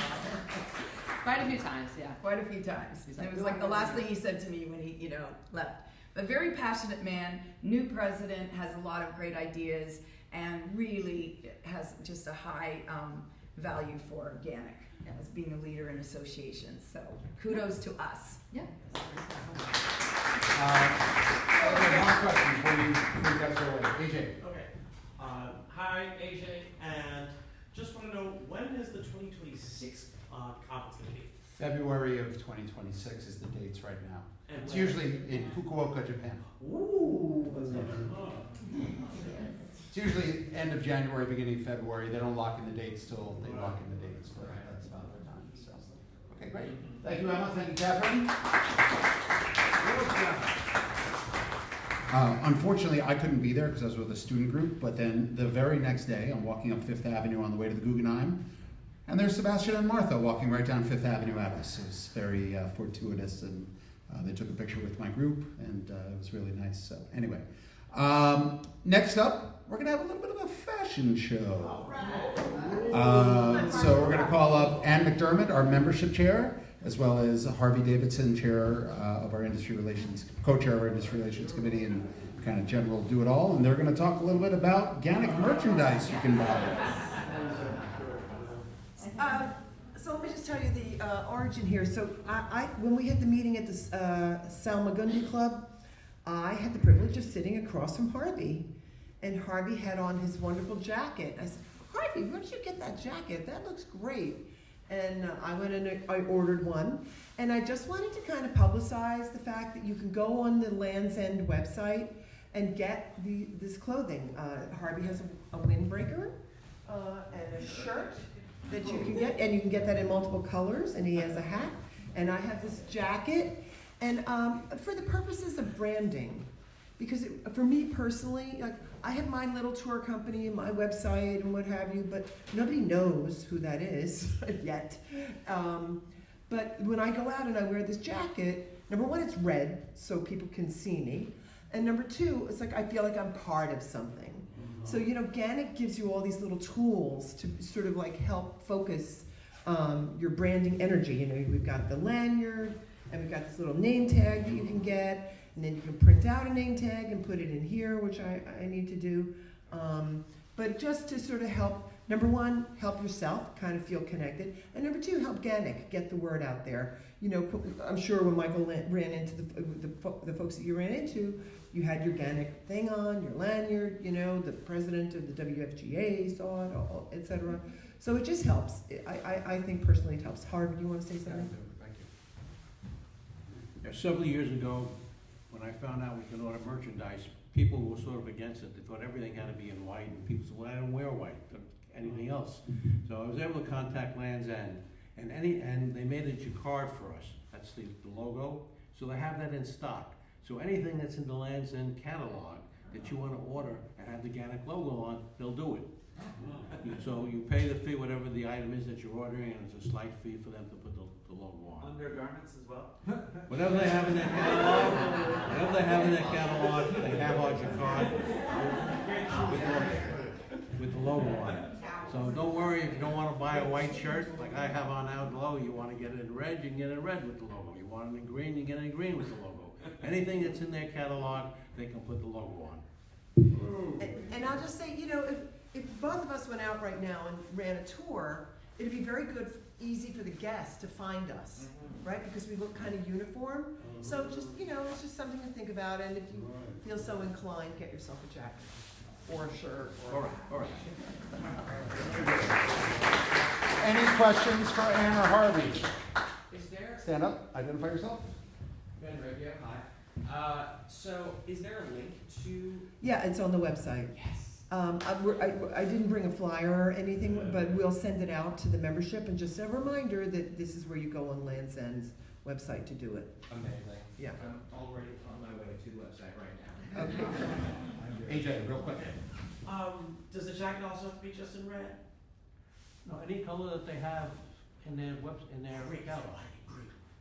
Oh, okay, green. Go with green. And you can get the logo. And I just say this is a really nice jacket. You know, it's they say it's waterproof. It's warm, and it it stands out. That's really the most important thing for me. It stands out. Yeah, well, these are two different style jackets. Like mine This is a windbreaker. Mine is an actual jacket. But he has the jacket because that's how I know. You're wearing the jacket. Okay, everybody. Thanks. Okay, thank you to our supermodels, our GANYC supermodels, and Harvey. And just to be clear, it is my understanding GANYC doesn't make any money on this. This goes direct. It's just a direct transaction with you and Land's End. So just if anybody was wondering about that. Okay, it is time for committee reports. We're going to start with the Education Committee. We'll call up the amazing Nina Mende.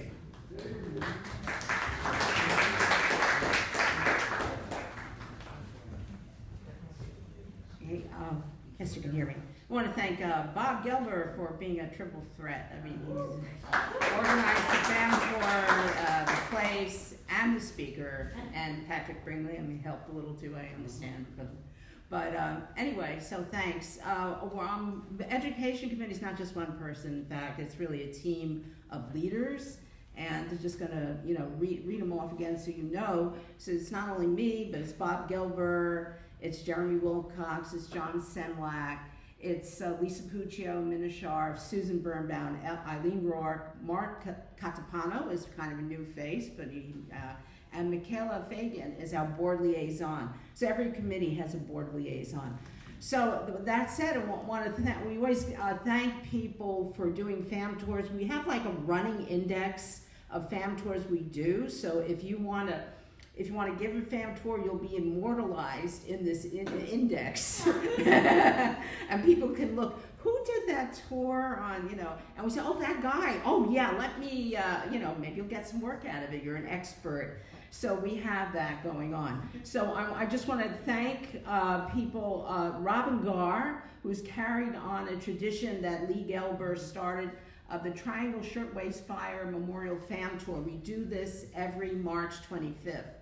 And she's picked up and I understand that Eileen is interested in maybe doing one too. April 2nd, we had a great bagel making class with Sam Silverman that Bob Gelber organized. And we all learned how to make bagels, and this is a great thing to know about if you have a group and you want to do something very New York. It's really good. And upcoming events for April, Broadway theater tour with Prudence Holmes. She's an actress. She's done monologue workshops, and she's actually going to do, have an insider's view of Broadway theater tour. April 11th, Invasion of the Street Artists with Jeremy Wilcox does these great street art, tours of graffiti, and so definitely do that. And Treasures of the Middle and the Upper West Side finally coming. It was postponed, and Lee Hallingby is doing that, and she's done some excellent tours. So you got to go on a Lee Hallingby tour. So that we're working on professional development programs, and so we have a lot of ideas in the hopper, and they're to be announced. We're trying to do 4 a year. And then I understand that the certification is going to do something, know your rights, or stand up for yourself. I'm paraphrasing, and they're going to do also a little workshop in the fall. Also, we have a wonderful digital library that's accessible of public speakers. We've done a lot of these fam tours are in person, but the digital library has a lot of Zoom programs. So really, these are like jewels. They're really, and if you're anywhere in the world and you're on a plane or you can use your phone, bang, you just got it's just such a great resource. And also, we more or less also tape our guest speakers. We've had panel discussions.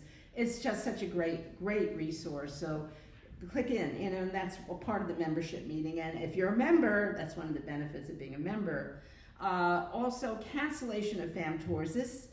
I'd like to talk to a person, and I know how frustrating it is. You want to cancel, and you see, if we do it at 48 hours. So if a tour begins at 9:30, 48 hours before. If you try to cancel at 10:30 a.m., no dice. It's not going to happen. You're going to have a penalty. Now, we're not really cruel people, but if you have an emergency, and we understand, so we try to work with you, but you're not going to be able to physically do that. But before that time, you should. So if you're having trouble canceling by yourself, what the education committee suggests, go to IT, because if you can't access the link, you should be able to do it. That's what we're doing. We're referring you to the IT department. I don't know how Emma feels about that, but I think that's to help you, handhold you. And I guess the next education committee is going to be the third week, Wednesday, April 24th at 6 p.m. on Zoom. So if you want to meet us and have an idea, and if you have an idea for a fam tour within the links, you can click it on. We have a proposal link, and you can just write all, it's a good thing to get it started, the who, what, when, what you need to give us for a fam. And you can always talk to an education committee member.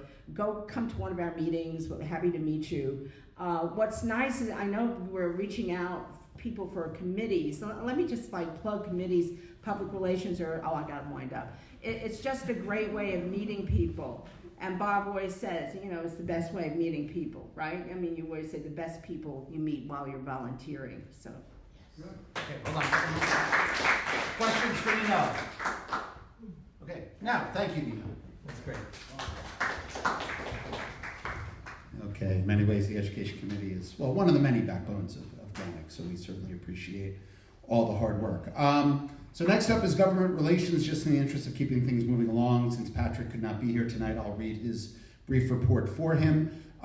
Patrick is still holding in his possession the actual physical proclamation that was given to us by Mayor Adams in honor of our 50th anniversary. If we ever have a meeting on a day where it's not raining, he's going to bring it to the next meeting for everybody to see, and then it will live on at the GANYC offices down at 115 Broadway. But maybe someday it won't rain on a Wednesday when we're having our meeting. A couple other things Patrick wanted to mention. As mentioned previously, Gail Brewer has introduced legislation that would require spacing of vendors on elevated walkways on city bridges. Any pushcart vending on city bridges, we believe, is not in the interest of public safety or the GANYC community. The bill is introduced to City Council and now has 4 sponsors: Council members Brewer, Farias, Rivera, and Juan. It has been renumbered, so now it is known as Intro 0022-204. That's 0022-204. We encourage all of our members to write their council members in opposition to this bill, but as Patrick has said in the past, we are not specifically advocating against it from a GANYC standpoint because we don't want to get on Gail Brewer's bad side about some other issues, particularly the issue about the the double-deckers not having licensed guides. So if you do write in opposition to this, don't make it about being a GANYC member or even necessarily a tour guide, because there could be backlash about cutting off people's ability to create their livelihoods. Just as a concerned citizen about safety and things like that, that's probably our best way to go. We continue to communicate with DCWP, Department of Consumer and Worker Protections, for a meeting that will introduce GANYC to the Commissioner. License enforcement, a rewrite of the city's administrative codes, and the worsening conditions in Battery Park are amongst the items that would be in that discussion. The Commissioner was at the party a couple of months ago, very positive, first kind of contact, but as you know, city government moves really, really slow, so hopefully we'll get a meeting set up with them soon. And then one final bit of news that we were just made aware of today. The City Council is holding a hearing on April 16th on a bill to ban non-essential helicopter flights, including tourist flights from city-owned heliports. When this has come up in the past, previous GANYC boards chose to stay neutral because it seemed like a bad look for GANYC to be supporting a bill that would eliminate tourism sector jobs, no matter how much we hate the noise of all the helicopters. But that doesn't mean that you can't testify on your own. We'll post a notice on the members' Facebook page. We just got the notice today. If anybody's interested in testifying in person, online, or in writing, the hearing is April 16th, which is a Tuesday. And we'll put the information on the Facebook page for you. And I think that's all Patrick had. So, any questions that I probably won't be able to answer on behalf of the Government Relations Committee? Okay, awesome. All right, next up is going to be the Industry Relations Committee with Bob Gilbert. All right, so now that I'm up here, I get to thank the whole chain of everything that got us here tonight, and it started about 2 months ago from an email from Patrick Bringley, introducing me to his literary agent, Farley Chase, who could not be with us here tonight, who said, "Have I got an author for you?" And of course that was Dan Slater. And Dan was willing to come and talk to us, and when I heard what he was going to talk about, I said, "We absolutely want you." Then I said to Farley, it would be great if with what he's talking about, we could be on the Lower East Side. And with that, Farley went to work, and he introduced me to Barbara Kanzelbaum, who welcomed me about 6 weeks ago. I came here, check out the space, a smart TV, very exciting to have, and everything really worked out well. So Barbara has already gone. She did not want to get up here tonight, but for those of us who were on the pre-meeting FAM, she gave us a wonderful tour of the history, the museum, and also of this building where Lillian Wall did all of that important work so many years ago. So I thank them all for getting us here. It makes life easier when we get help. Otherwise, we just kind of roam the streets to find venues for GANYC. By the way, the May 1 meeting will be on the waiver tree, and we're going to be on the tween deck, which is the deck below, because we have a presentation using a projector and we need darkness. So you're all going to get a very, very unique experience, whoever attends next month. We're going to get a tour from the Director of Programming at the Seaport to see parts of the waiver tree that the public really never get to see. Hopefully it doesn't rain. Anyway, industry relations. We started out the month with a bang, celebrating the 50th anniversary of this organization and everything we do and incredible members we have. And I want to thank again our chair of the anniversary party, Sarah Lyons, who I did see earlier. There she is. She did an amazing job. It was a pleasure to get to work with her.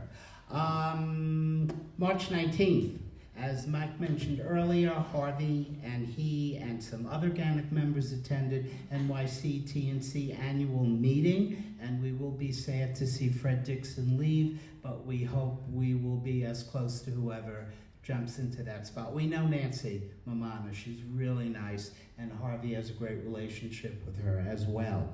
On March 22nd, Harvey and I went on a Zoom with Felipe Gonzalez representing City Wonders. They're an international tour operator planning on opening an office in New York and are very interested in learning more about GANYC and possibly interviewing our members for guides once they're set up and they're on the road. Also, we continue to try and get other venue spaces. All the meetings that Harvey goes to, we're always looking for new venues, pre-meeting fans. And I also wanted to just announce and thank that Vice President Catherine Hill will be representing GANYC at the NISTIA, New York State Tourism Industry Association Conference in Niagara Falls, April 17th through the 19th. And then finally, we have a new industry partner application submitted by Travel Around USA. They specialize in USA tours, inspiring, educating, and providing outstanding service to their travelers. You will all get the digital vote on April 10th. And that's it for now. Any questions for Bob? Okay, now you can go. Thank you, Bob. All right, and I know it's been said many times before, but the work that Harvey and Bob do for us under the umbrella of the Industry Relations Committee is really invaluable. GANYC would be much less without their efforts. So thank you, gentlemen, once again. Okay, so next up, the IT Committee with Emma Guest-Gonzalez. Hey everyone, so it's not really so much a report, it's more of an announcement. We need one more tour to be posted on somebody's profile, and then that page can go live. So what we have is, and I brought my tablet to, if anyone has questions about that, but the part of the new website includes a page about... Because it's an Apple thing. Oh yeah, I could do that, let me see. Well, I mean, I don't want, because I don't have it a formal report, and also I know we're running short on time, but I can show it to people up close as well. But basically, when you go to your profile, and if anyone's having a problem with their profiles, you can also speak to me right after the meeting. There's a part where you can add your tour. And so if we get one more, I want to have 20 tours, and then they can be shown and be launched to the public, and will be a way for people to book directly with you to get your tour. So for example, I don't offer private tours except through the Bowery Boys Walk. So I have my two of my tours that I do through Bowery Boys Walks. I just put the link right there so people can book right through them. One more thing is about the, so if you have questions about that, you come see me. One more thing is about Land's End. The link is right on the members page. So when you go to your members page, it says right there, the website resources, Land's End Apparel with the GANYC logo. So you just click right on that. It takes you, it's in the business section of the Land's End website. And so you click right on there. So when you log into your page, you click right on there and you can see all the different things from caps to, I need a fleece vest. Everyone needs like a Gajillion fleece vest. I've got to get one with the GANYC logo. So you can do that right there. Right, so that's really it, very short and sweet. Any questions? Any questions for Emma? Yeah, and I'll be in the back. I've got my tablet if people need help. Great, thank you, Emma. The IT committee put in a lot of work on the redesign of the website. I would make one suggestion though, maybe one or two more email blasts to the members to remind them to upload tours, because I don't know that the message has been really communicated to everybody out of the people who've been at membership meetings. So when you have a chance, you might want to think about doing that. So great. Okay, last committee report. Ann McDermott, Membership Committee. Come on up, Ann. So I just want to say I actually just uploaded a tour to the website the other day, Emma, and it was very simple. I had 4 pictures from one of my tours. I just cut and paste from one of the other places, and boom, boom, boom. It took me like 5 minutes, maybe 10 minutes. So just do it, because you get better SEO if you're in the GANYC.org domain. People will find you easier. We should do a whole thing on SEO and how important it is. Search engine optimization. So the memberships, we interviewed 5 people and they joined. So we're really happy. So Sarah, would you like to stand up? Sarah McGrath, she's one of our new members. Is there anybody else here who's joined in the last? Yeah, stand up and introduce yourself. I'm Jim Waller. And if you've been a member for less than a year, why don't you stand up?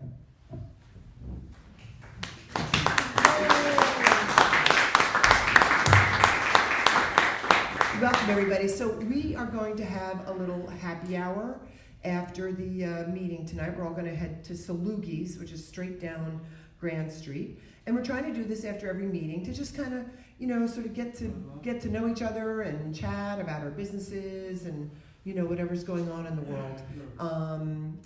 And Bob and Tony DeSanti has really been leading the charge on that. And I really appreciate Tony's initiative. Where is Tony? Is Tony here? Maybe he's just going to meet us for beer or something. I don't know. So in any case, yes, we have 364 members now, which is really good. So good work, everybody. And bring in your friends to join the party. Great. Any questions for Anne for the membership committee? Oh, and I want to thank Sue Katz for helping us check people in. She left now, but we can use volunteers to help with stuff like that if you're so inclined. And if you do become somebody who checks in people, you will get the access to the wild apricot to be able to do that. So, yeah. There you go, a little inside baseball right there. Yeah. Thank you so much, Ann, and for all you do to attract new members and keep our current members involved. So thank you so much. Any unfinished business or new business that anybody would like to bring to the floor? No? Okay. Yes, Ann. So just Stand up, about please. Stand up, please. about the situation down at the Staten Island Ferry and around Battery Park, is there anything we can do to? I mean, I know government relations is going to meet with DCWP, but it's just really overwhelming sometimes when you're down there. Yeah.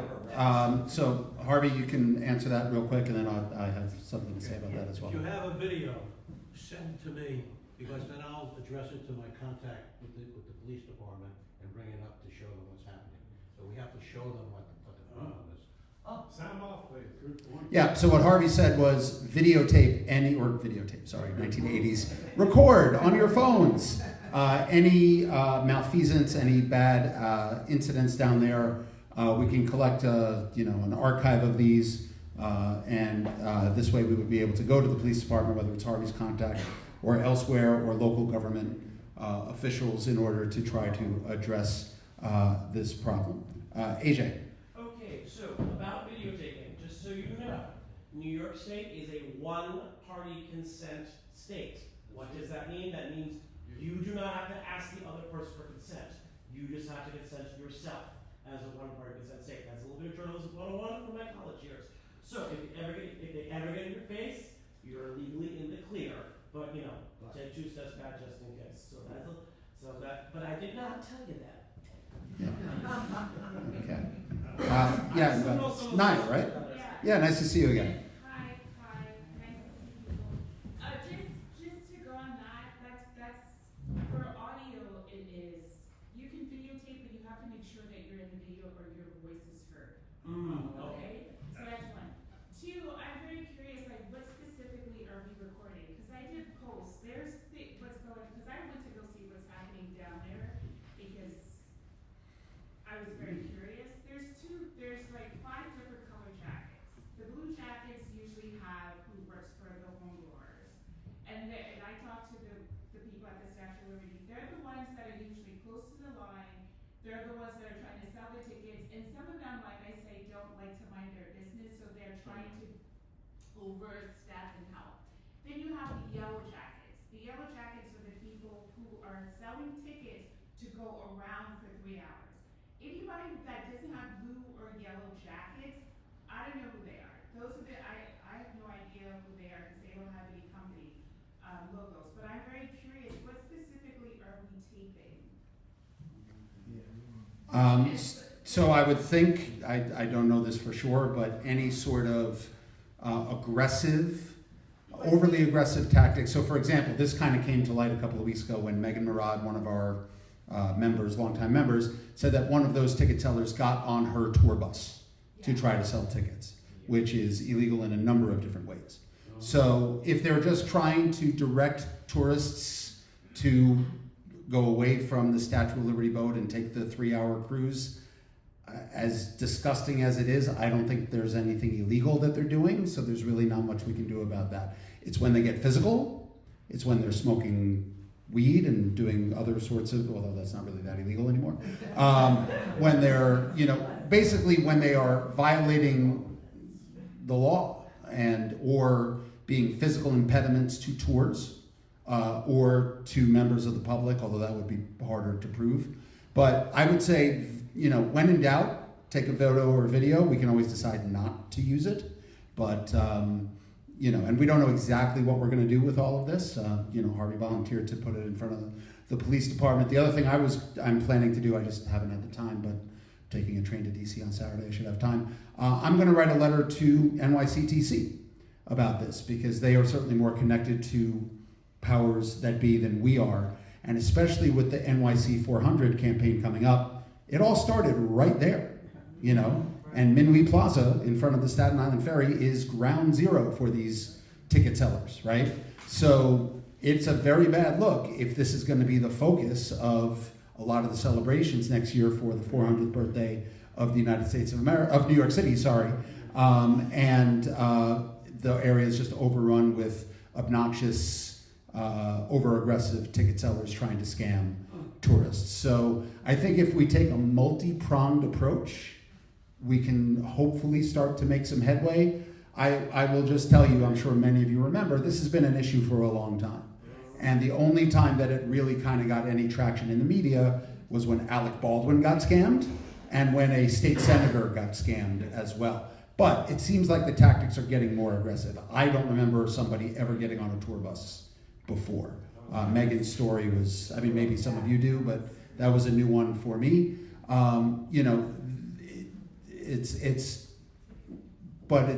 The more attention we can call to it, the better chance there is of something being done. Sarah. Hi, sorry, Sarah again. As I recall, the last time we made any headway as an industry on cutting back on this, when there were a lot of counterfeiters, the grounds that we were able to work on was with the Parks Department banning anyone who wasn't the specific National Park licensed vendor from operating inside of Battery Park. And I know Battery Park is a wasteland at the moment on the way to becoming something more beautiful, but a bunch of these guys are now bleeding back into the park. Is that an angle that we think should be pursued? Or should we focus on the aggressive physical intimidation and harassment thing? Just wondering if anyone's balanced this around. That's a great point. I had not recalled that, but now I do. I remember you're right. I would say all hands on deck. There's no, these are all, it's all symptoms of the same problem, right? So if that is an avenue to at least restrict to where they can go, that would certainly be helpful. I would, if you have a contact at Battery Park, which I know you might, I would talk to Patrick Casey about that and see if you all can kind of get the ball rolling on that regard as well. But yeah, the more prongs, the more angles of attack we can take, I would say, the better. So, yeah, Naya again. Sorry. Just stand up again, please, so people can hear you. Thank you. Yeah. The Yellow Jackets, they are wearing their NYC Consumer Affair license also. Another thing is that why not just contact the companies that they work for? If it's the yellow, if we know this, because it's Hornblower, it's Hornblower, I don't know. Is it Circle Line, the yellow? I think they're also Hornblower too, but I'm not sure. Contact them to say what? Well, that's why, in my opinion, there's only so much we can do. It's really the city and other governmental agencies that have to do the enforcement. But I'm sure they have, if their rules and regulations is not to be assault, we're talking about making situation allegedly, we have to say allegedly because legally whatever. But if someone gets on someone's bus, this is manhandling or assaulting, there are rules and regulations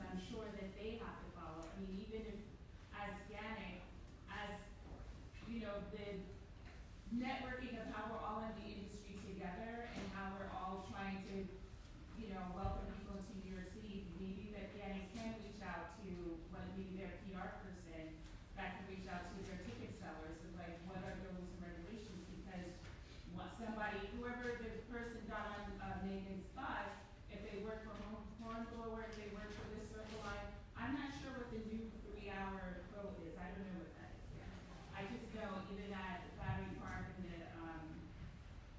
the castle, they were saying, the blue jackets were saying what they sold. So if it's, like I said, if it's blue or yellow, they work for a specific company. Like, why can't we reach out to them and say, hey, this is what's going on? Because my experience, I don't have this issue. I don't have these problems. Usually I'm like, no, I'm good, thank you. But after I started making posts, I was curious because also I had to bring the clients down there anyway. But from what I saw, it just seemed to me that the yellow people and the blue people had their stations and were very specific as to what they were doing. The pink people and so they were closer to Broadway and the pole and by the police officers. I didn't see over by the Staten Island Ferry. I think it's a great idea to reach out to the companies and say, hey, this is good, what are your regulations? And, we've, as a tour guide association, we've noticed that they're not being adhered to if they send it back to us. I wouldn't hold my breath on getting a great response from them, but at least we can try. So, yeah. So that's a great idea. So thank you. Cherie, I think I saw you had your hand up. No, Just another concern. Stand up, please. Oh, sorry. Yep. Hi, I'm Cherie. Another concern in Battery Park is the security tent for Statue of Liberty. Is there any way that maybe a letter can be sent from the Guides Association and maybe get a few of the companies that send people in to maybe go, in a kind way, you guys really need to get your shit together because you're really presenting a very, very bad look for people who are going to one of the most famous monuments in the world. Certainly we can do that. If you would like to draft a letter, if you feel so inclined. As someone who spent 2 days in the rain for over an hour and a half, am in no place to write a kind letter. That's why I said draft. Someone would edit it. But I know that you are at the statue quite frequently, so if you want to draft a letter, send it to the board, and we can take a look at it and nice it up, so to speak. Soften the edges, maybe. But I do it. For those of you who don't know, the Hornblower / National Park Service had to move and build a temporary security tent about, 300 yards to the east of where the old one was because they're rebuilding the seawall down at the bottom of Battery Park. And however, they just made a complete mess of it. It's really, it's added an hour, anywhere from 30 minutes to 2 hours to people's tours, depending on the time of year and the volume and the weather and things like that. So It was an hour today. it was an hour today. Yeah. Okay. Gary. Okay, so Stand up, please. I'm still Gary. So going at what you said, Sherry, right? Sherry, is that I'm listed on tours by locals, and I know you are too. And I had a Statue of Liberty tour, and I took it down because I don't want to do that because you have no idea how long it's going to take. Like you said, 30 minutes to 2 hours, and how do you build that? Right. So it's ruining our livelihood because they don't recognize the flag of the city of New York, and their skies are horrible. Yeah. So that's another issue. I'll tell you later. But the point is, The worst part is I work for a company that's owned by Hornblower. Exactly. And That's how silly the whole situation has become. Okay.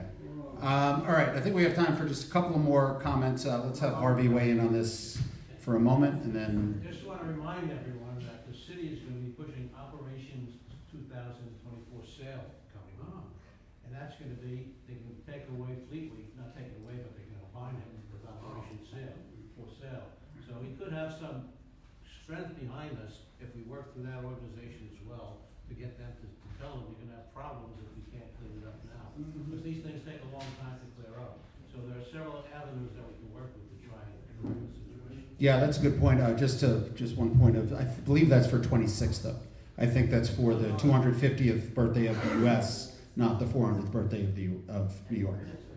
It's combined. Well, they're two separate years, so they're either doing it in 25 or 26. I'm pretty sure it's 26, but we'll clarify it. But regardless, 26 It'll be is for about the February meeting. yeah, 26 is FIFA.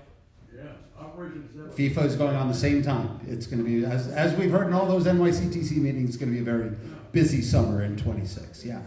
So Sarah and Naya had their hands up in the back, and then we do have to wrap things up. I just want to, hi Sarah again. I spend a lot of time with the guys at the statue, more than probably anybody ever should, but they're really nice. And I just want to, for anyone who wants to take matters into their own hands as well, talking about all the stuff that's happening at Battery Park and in the surrounding area, I want to remind everyone that Statue Cruises has little to no control over any of this. They hate it just as much as we do, some of them more. Talk to Jose. But if you want to talk directly to someone to make an impact in terms of how the tent is functioning and the decisions that were made there, you should go first to the National Park Service. They are the first and the final word on all of this. And I know I have several email addresses sitting on a card on my desk, and when I find them, I will put them on our Facebook page. So if anybody does want to reach out to their head of PR or to the supervisor of the parks, you are more than welcome to do so. I am asking all of my guests to do so as well. But don't yell at the guys on the docks. They're really trying their best, and they hate it more than we do. So like, buy them a drink if you can. I just bought Kyle one. They're in hell more than we are. That's all I gotta say. I was just gonna add to that because one, I had fun. I do a lot of schmoozing, so I got to skip the line. A lot of the times is that because these people are the ones that are in the tents, the ticket sellers, the blue people, they're, because we're organic or because we are tour guides, like one of the biggest things that I do, I always go, I do a run through the day before, and I make friends. And so one of the, I know if we have big groups, which is another issue I have with the big groups when we're talking about safety, and a guy having 80 people and taking them everywhere is a little irresponsible, but that's my business. But for instance, like if you work for Hornblower or someone, or you're in these companies, I was gonna ask, like, how can we, because back in the day, I remember having groups, and we got to skip the line and get to go on the reserves part, especially when we had large groups. So again, I'm not sure it's on the PR committee, and I know I'm like saying all these ideas, and then I'm gonna leave and see you in another year. That's what I just usually reach out to Emma. But if we can, like maybe another GANYC meeting is to have like schmoozing with some of these people, so that we are also on the front with them. Like if we do go, because there's sometimes some of us tour guides, we get a little snotty and we get a little superior and we get a little nasty, and that doesn't help the people that are there who are working, like Jose, or everybody that's in there. So if we can figure out what we can do, because we are seeing it on the outside and also in the inside, that where sister here, she has to wait for an hour and she works for Hornblower in the rain for 3 days. Like there has to, like if we can figure out how our groups can get past or do, a little something, because it is ridiculous. I saw the line and even I sat in the front and like, okay, I'm gonna have to work some magic because I don't like lines, and I don't want to get on this line with one person. And so we got to, so we can figure out what we can do to make it a little easier, because I was there over the summer when I watched the city smiling with people deciding we're gonna do this and cut this up, and I just was like, yeah, that's cool, and because I hardly ever go there, but I just want to repeat and say what Sarah has said, or what we can do to. So I think those are all valid suggestions. I will tell you I'm a little scarred by all this because I was the leading person to try to fight the restrictions against tour guides leading tours inside the museum at Ellis Island and inside the Statue of Liberty for over a year of my life. and the NPS was very uninterested in talking to us. That doesn't mean that they wouldn't talk to us about this, but I'm just, the ideas are great and they're all worth pursuing, but at the end of the day, the NPS is kind of an entity unto their own, and they, in a lot of ways, don't care about anybody else in New York City when it comes down to the Statue of Liberty. They think it's their own little fiefdom and they're going to do what they want to do and everybody else be damned. That was my experience 5-6 years ago. Perhaps things have changed, so definitely worth reaching out to them again, and we'll look into that. So we got to go real quick, Jared, like 2 sentences. As we speak, I am contacting Congressman Dan Goldman, who's in charge of the Statue of Liberty. Okay. I encourage others to do so as well. Okay, great. And I can also say Chris Marte. It's his district. Chris Marte is the councilman for that that area, so you could contact him on Twitter. He's the councilman for this. Chris Marte is the city council member? Yes. And M-A-R-T-E? Yes. M-A-R-T-E, and you can find him on He's very Twitter. receptive. Yeah, so. And Salugis is right down the street. Yeah. So, just 2 quick reminders before we wrap things up. Bob, my friends, hold on, guys, hold on, we're not done, please. Just as a reminder, the next membership meeting is Wednesday, May 1st at the Waiver Tree at the South Street Seaport. At the moment, the capacity we've been told is 100 people. So when the notice goes out, please make sure to sign up. There is no fam tour at the moment. They can hold 200, okay. So tell your friends, tell your friends. There's no fam tour at the moment, is my... There will be. There will be, okay. We don't have the details on that just yet. And then, just to reemphasize what Ann said, post-meeting get-together at Salugis, which is at 399 Grant Street, basically just west of Clinton Street on the south side, since I'm sure we all want to be outside as little as possible, so you can find your directions there. So, do we have, yes, AJ? Do we have a second? All in favor? Aye. Okay. Thank you all for braving the elements to come out tonight, and thank you to our hosts from Henry Street Settlement.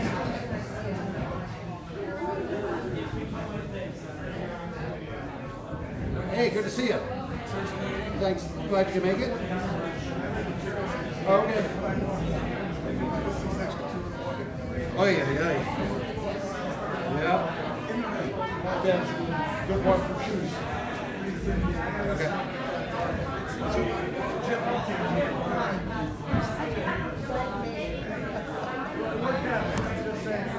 Wait, are you the one who's somebody else? Okay. I'm sorry. This is going to be one huge file. Yeah.